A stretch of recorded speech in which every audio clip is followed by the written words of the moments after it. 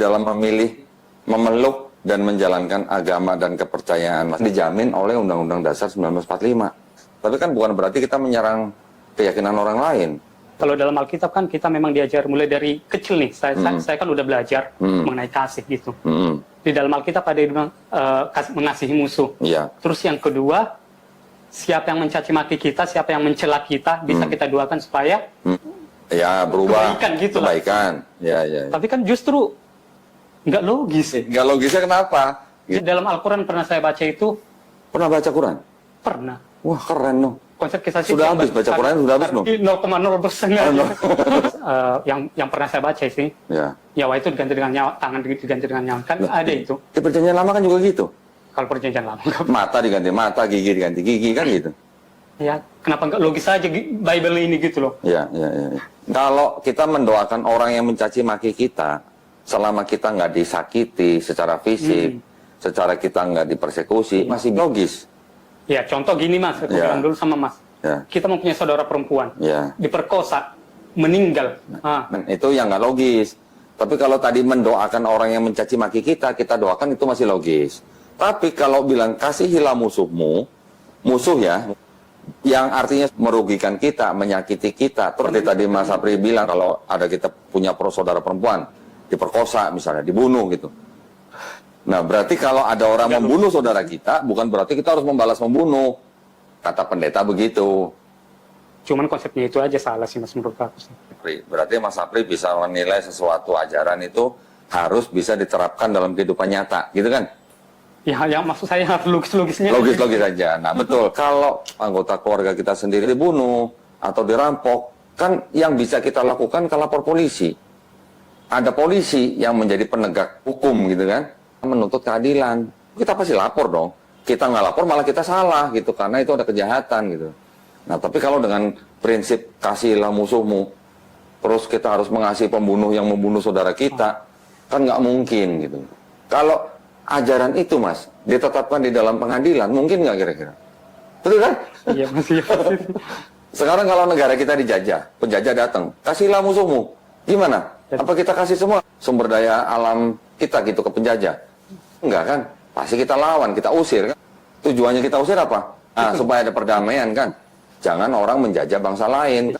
Bangsa Yahudi dijajah oleh bangsa Romawi. Di dalam Bible, yang ditulis berapa puluh tahun setelah nggak ada Yesus, ditulisnya katanya di Romawi, terus dibaca sama orang-orang Yahudi. Bacanya apa? Kasihilah musuhmu. Nah, musuhnya bangsa Yahudi ini siapa? Ya, bangsa Romawi. Bangsa Romawi. Terus bangsa Yahudi suruh kasih bangsa Romawi gitu. Di Bible juga dikatakan, bayarlah pajak kepada Kaisar. Nah, Kaisar ini kan dari Romawi. Terus di surat-surat di Paulus juga dikatakan, takluklah atau tunduklah kepada pemerintah. Pemerintah pada saat itu siapa? Bangsa Romawi kan? Bahkan Paulus mengatakan, pemerintah itu berasal dari Allah. Mungkin nggak pemerintah Romawi itu berasal dari Allah untuk menjajah bangsa Yahudi? Yang mengurus pajak dan cukai itu adalah pelayan-pelayan Allah, kata Paulus. Kira-kira logis nggak? Nggak logis. Nggak logis. Jadi, kalau ada penjajah datang ya ke sebuah negara, mau menjajah, terus dia bawa kitab suci katanya, yang ajarannya kasihilah musuhmu, bayarlah pajak kepada kaisar atau pemerintahmu gitu. Kira-kira bisa nggak disebut itu sebagai ajaran penjajah? Supaya orang yang dijajah nggak berontak gitu. Kalau masalah itu bisa saja kita terima sih Mas. Bisa diterima. Bisa saya terima. Nah. Ya masalahnya itu yang janggal itu justru hari kelahirannya gitu loh. Oh, hari kelahirannya. 25 Desember. 25 Desember. Ya. Kenapa hari kelahiran? Kenapa? Semua orang Kristen merayakan hari Natal tanggal 25 Desember, tapi di dalam Alkitab itu nggak pernah ada tertulis Tuhan. Mulai dari kejadian sampai keluaran itu apalagi perjanjian lama, terus Matius sampai Wahyu itu nggak ada, itu 25 Desember lahir Tuhan Yesus. Iya, betul. Tanggal 25 Desember itu adalah hari raya kelahiran Dewa Matahari di Romawi. Kira-kira di abad 4 lah. Jadi yang tadinya orang-orang Romawi itu menyembah Dewa Mitra sebagai Dewa Matahari, yang dirayakan hari lahirnya tanggal 25 Desember, itu diganti Mas dengan tanggal lahirnya Yesus. Karena Kristennya mau dijadikan agama resmi Romawi gitu. Makanya Orang-orang Romawi yang tadinya kalau 25 Desember itu berpesta pora, merayakan hari lahirnya Dewa Mitra, diganti dengan Yesus. Berontak dong. Tapi Kaisar bilang, oh nggak apa-apa, kamu masih tetap boleh pesta kok. Gitu. Ini cuma ganti yang disembah gitu. Kalau tadinya Dewa Mitra, ini sekarang jadi Yesus gitu. Makanya kalau Mas April lihat foto-foto Yesus atau gambar Yesus, sering lihat nggak kalau di belakang Yesus kepalanya tuh ada lingkaran sinar? Ada di belakang. Ada, pernah lihat? Protestan mungkin nggak banyak. Protestan juga ada sih. Ada juga. Nah, kenapa ada lingkaran seperti matahari di belakang kepala Yesus? Itulah Dewi Matahari itu. Gitu. Nanti Mas boleh cek di Google. Nanti Mas boleh cek di buku-buku apa. Saya juga punya buku-bukunya nih. Semuanya ada di sini. Di Yunani juga ada tuh yang namanya dewa paling tinggi, namanya siapa? Dewa Zeus namanya. Dewa Zeus menghamili perempuan muda bernama Danai dalam bentuk hujan emas. Akhirnya perempuan ini punya anak namanya Perseus gitu.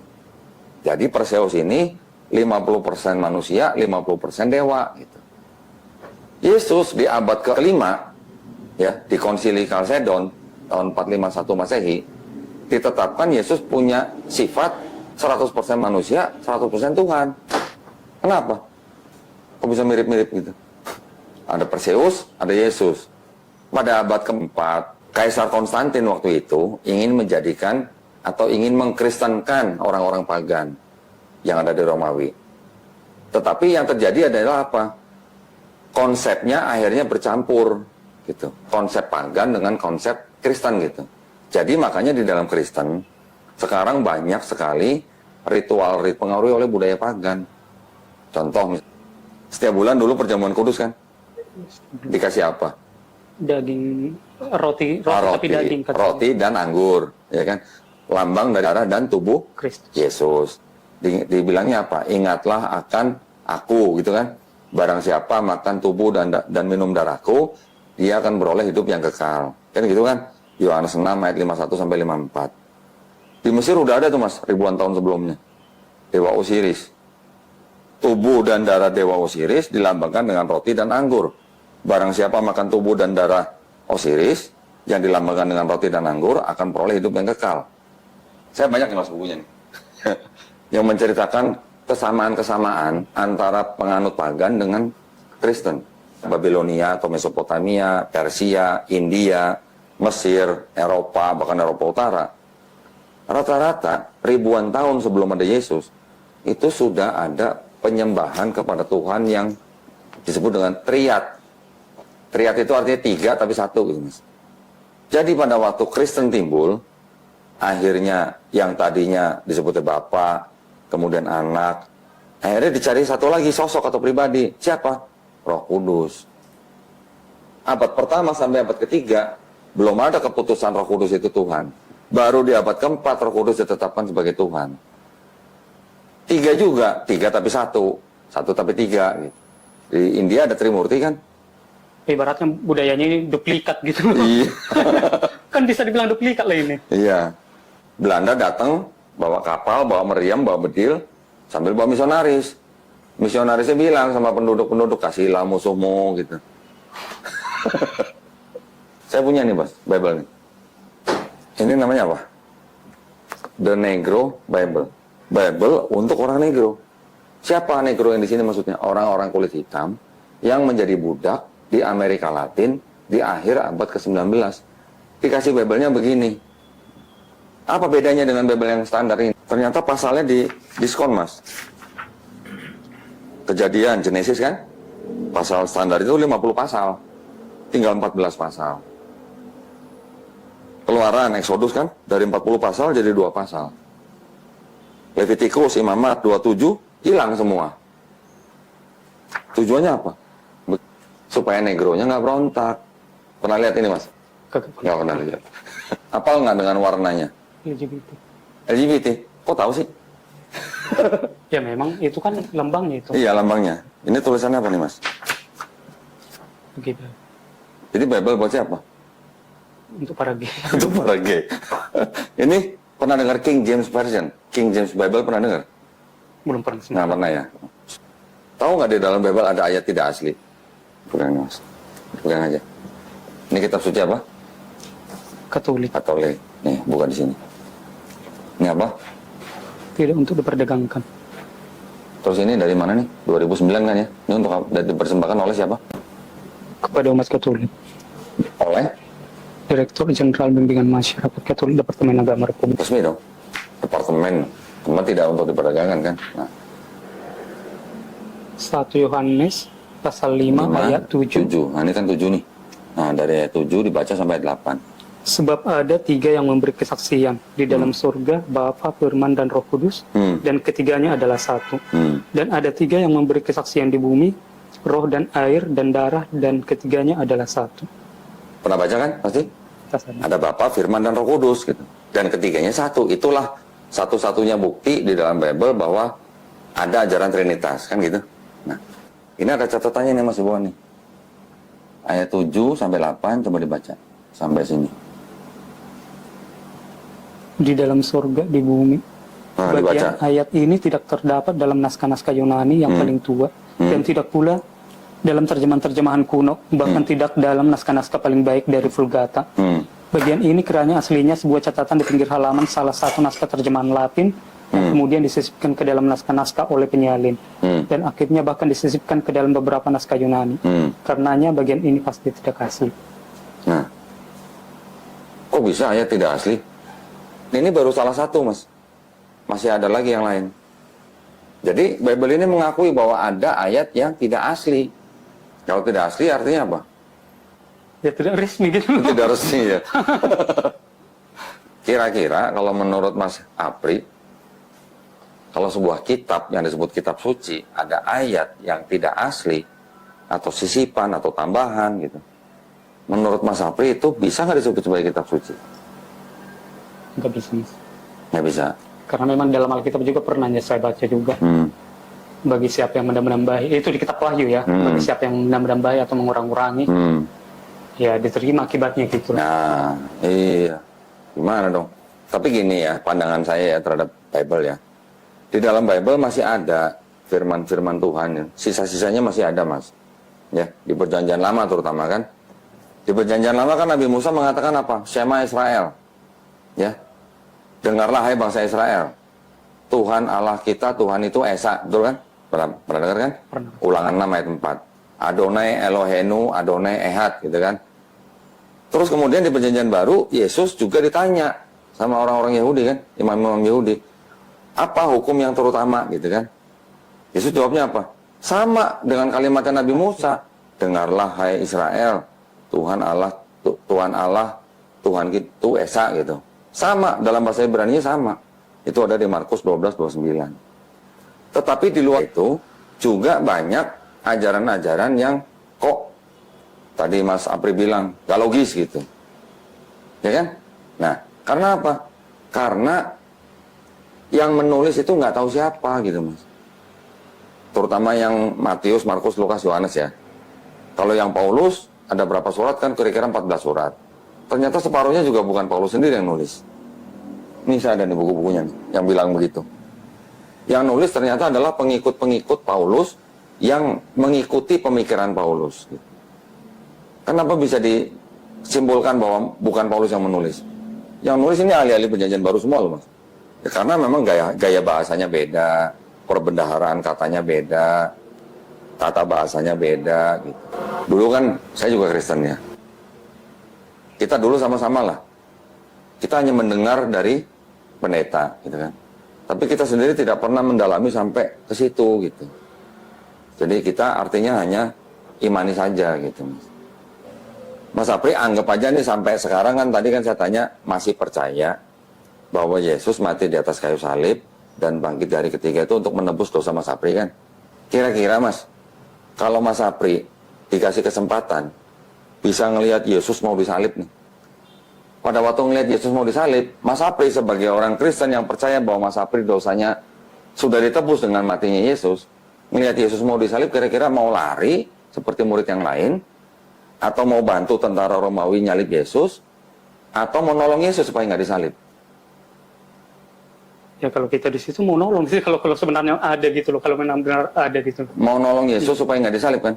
Iya. Tapi kalau Mas Apri menolong Yesus supaya nggak disalib, dosanya Mas Apri nggak ditebus dong? Gimana? Karena nggak jadi mati gitu. Karena nggak jadi mati. Iya, iya, iya. Logis nggak pertanyaan saya? Logis, Mas. Logis nggak? Logis itu. Cuman nggak logisnya di situ aja. Kalau kita tolong nggak jadi ditebus. Nah, Tapi kalau kita tolong ya justru sama aja nggak ditebus gitu. iya. Jadi Gimana dong? pikiran itu Mas kayak Maju kena mundur kena dong. Tentara Romawi kan disuruh sama Pontius Pilatus kan? iya. Pontius Pilatus diminta sama siapa? Imam-imam Yahudi kan? Imam Yahudi bisa nangkap Yesus dari siapa? Yudas Iskariot. Sudah sekarang. Yudas Iskariot bisa menyerahkan Yesus ke Imam Yahudi karena siapa? Ada yang membisiki dia kan? Ada yang bisa. Siapa? Iblis kan? Ada ayatnya kan di Bible. Jadi iblis membisiki Yudas, Yudas menyerahkan Yesus ke Imam Yahudi, Imam Yahudi minta Pontius Pilatus untuk disalibkan Yesusnya, Pontius Pilatus baru nyuruh tentara Romawi untuk nyalib kan? 5 pihak ini yang menyalibkan Yesus supaya mati di atas kayu salib, supaya nebus dosanya Mas Apri, berjasa apa berdosa Mas? Kalau dalam konteks tadi berjasa. Berjasa dong. Kalau berjasa harusnya masuk surga atau masuk neraka? Masuk surga sih. Harusnya masuk. Mau satu surga sama iblis. Gimana? Ya kadang memang nggak logis sih Mas. Nah, Itu karena aja nggak sih, logis. Mas. Sekarang Mas Apri sudah bisa menyatakan dengan tegas karena memang nggak logis gitu. Karena memang Yesus tidak pernah mengajarkan bahwa dia mati di atas kayu salib untuk menebus dosa manusia. Kan di Matius 18 ayat 3 Yesus bilang, kalau mau masuk kerajaan sorga, kamu hanya perlu bertobat dan menjadi seperti anak kecil ini gitu. Kan gitu kan? Kalau bertobat artinya gimana? Menyembah Yesus sebagai Tuhan gitu kan enggak? Yesus nggak pernah bilang sembahlah aku kan? Iya. Karena Yesus hanya bilang bertobat dan menjadi seperti anak kecil ini, baru bisa masuk kerajaan Allah. Kira-kira menurut Mas Apri, Yesus disalib itu kira-kira rela nggak? Pertama, dia pernah nyuruh murid-murid jual jubah, beli pedang. Betul kan? Kira-kira buat apa itu pedang? Supaya ada perlawanan. Perlawanan. Kalau ada, supaya ada perlawanan berarti rela nggak dia disalib? Sama sekali tidak. Tidak. Sama sekali tidak. Iya kan? Nggak rela enggak. Kemudian dia larinya kemana? Ke Taman Getsemani kan? Enggak semangat. Taman Getsemani. Ngapain di Taman Getsemani? Semalam-malaman apa? Berdoa di Taman Getsemani Berdoa kepada siapa? kepada Allah Bapa. Kepada Allah Bapa. Nah kata Yesus Tuhan kok berdoa sama Allah Bapa? Itu dia lagi. Itu dia lagi. Karena memang dalam Yohanes 3:16 juga ada yang bilang kayak gitu. Iya, iya. Karena begitu besar kasih Allah akan dunia ini sehingga ia telah mengaruniakan anaknya. Iya, Gitu loh. iya. Jadi ibaratnya gitu, dia dan anaknya kan udah 2. Iya. Jadi yang Allah itu mana gitu. Nah, terus mau dijadikan satu kan? Belum lagi darah kudus kan? Jikalau bisa, lalukanlah cawan ini daripadaku. Itu artinya rela nggak disalib? Enggak rela. Nggak rela. Walaupun pada akhirnya dia bilang, tetapi bukan kehendakku yang terjadi, tapi kehendakmu yang terjadi. Itu berarti kan artinya Yesus pasrah. Betul ya? Terus dia ketakutan malam itu di Taman Getsemani. Di Lukas disebutkan bahwa keringatnya seperti titik-titik darah. Berarti kalau dia ketakutan, dia rela nggak disalib pas? Enggak rela. Nggak rela. Ya kan? Terus pada waktu dia ditangkap, terus dia diadili di depan imam besar, penjaga imam besar menampar dia. Dia bilang, saya salah apa? Kok ditampar gitu? Kalau saya salah, tolong tunjukkan gitu.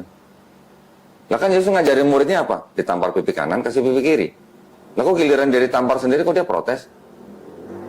Logis nggak? Berarti itu artinya Yesus rela nggak disalib? Enggak rela. Tidak rela. Terus pada waktu dia di atas kayu salib, dia kan teriak, Eli, Eli, lama Sebatang. sabatani. Artinya Allahku, Allahku, mengapa kau meninggalkan aku? Rela nggak kira-kira kalau teriak begitu? Ya memang enggak rela. Mas. Nggak rela. Kalau orang Kristen mati dikafanin atau masuk peti, Mas? Masuk kecil. Mas. Masuk peti.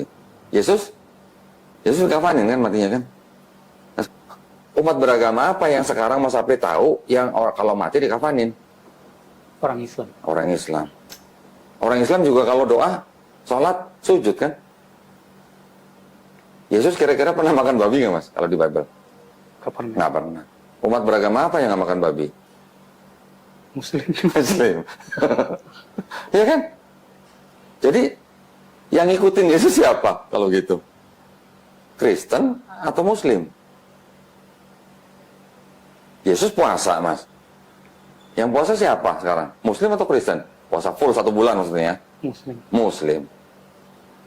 Kenapa kalau memang Kristen mengaku sebagai pengikut Yesus, Kenapa nggak ngikutin gitu loh? Kenapa berubah semua gitu? Mati masuk peti, terus babi dimakan gitu kan? Saya juga dulu makan babi. Ya. Kenapa nggak mengikuti gitu loh Yesusnya? Kenapa yang mengikuti malah Islam gitu loh Mas? Berarti ada kemungkinan nggak bahwa sebenarnya Yesus itu sebenarnya Muslim? Kita yang ngikutin dia gitu. Buktinya masih ada, masih kita praktekkan sampai sekarang. Kita sholatnya sujud, kita nggak boleh makan babi, kita mati dikafanin, kita berpuasa, gitu kan? Ada semua kan di Bible kan? Gitu. Jadi ada kemungkinan nggak tuh Yesus sebenarnya Muslim? Iya juga sih. Nah, ya kan? Iya. Nah, Islam itu artinya sebenarnya adalah berserah diri, Mas. Damai, selamat, patuh, taat, tunduk kepada siapa? Hanya kepada Sang Pencipta. Gitu. Kalau orangnya disebut Muslim, gitu. Orang yang berislam, gitu, Mas. Saudara Mukhtar Pandiangan dengan panggilan Apri ya, menyatakan keinginannya untuk memeluk agama Islam. Sebelumnya Mas Apri ini beragama Kristen ya. Alhamdulillah Mas Apri sekarang menyatakan diri untuk memeluk agama Islam dengan kemauan sendiri ya, betul? Ya Mas. Tidak ada paksaan ya? Enggak ada. Oke. Tadi saya berpesan kalau nanti Mas Apri sudah bersyahadat, kalau sebelumnya sayang dan hormat sama orang tua, harus lebih sayang dan hormat ya nanti ya kalau udah jadi Muslim ya. Asyhadu Asyhadu Allah Allah ilaha ilaha illallah illallah wa asyhadu wa asyhadu anna anna Muhammadan Muhammadan Rasulullah. Rasulullah. Aku bersaksi Aku bersaksi tiada Tuhan tiada Tuhan selain Allah, selain Allah, dan aku bersaksi dan aku bersaksi Nabi Muhammad Nabi Muhammad adalah utusan Allah. adalah utusan Allah. Alhamdulillah.